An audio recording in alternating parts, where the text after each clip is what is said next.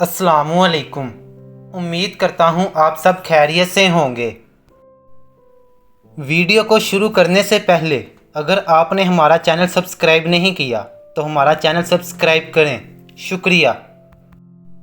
हज़रत अली रज़ी अल्लाह ताला अन्हो की खिदमत में एक ऐसा शख्स आकर कहने लगा, या अली, वो कौन से बदतरीन गुनाह हैं जो इंसान के रिज़्क़ और इज़्ज़त को ख़त्म कर देते हैं और दुनिया और आखिरत में इंसान को उस तरह जलील करते हैं कि कोई उसका मददगार बाकी नहीं रहता।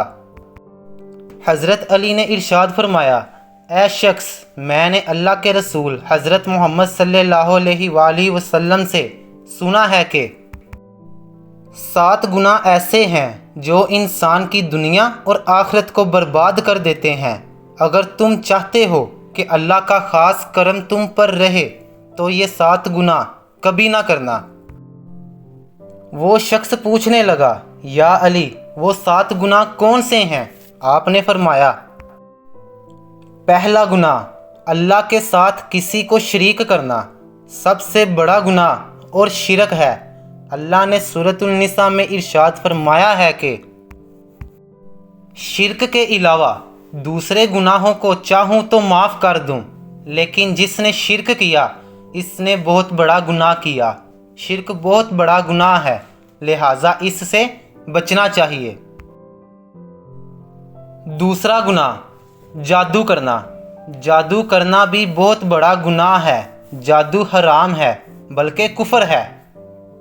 अगर कोई उसको जायज़ समझकर करता है तो वो यूं समझे कि वो इस्लाम से निकल गया। तीसरा गुनाह, किसी को नाहक मारना। हज़रत अबू अमामा रवायत करते हैं कि नबी करीम सल्लल्लाहु अलैहि वसल्लम ने इरशाद फरमाया, जिस शख्स ने किसी मुसलमान की पीठ को नंगा करके नाहक मारा, वो अल्लाह से क़यामत के दिन इस हाल में मिलेगा, अल्लाह उस पर नाराज़ होंगे। चौथा गुनाह, सूद खाना। कुरान पाक में अल्लाह फरमाता है, जो लोग सूद खाते हैं तो कल क़यामत के दिन कब्रों में इस शख्स की तरह उठेंगे जिसे किसी को जिन भूत ने लिपट कर पागल बना दिया हो। पांचवा गुनाह, यतीम का माल हड़प कर जाना। किसी का हक ना मारो, क्योंकि अल्लाह का इंसाफ बहुत सख्त है, लिहाजा किसी यतीम का माल कभी भी हड़प ना करें।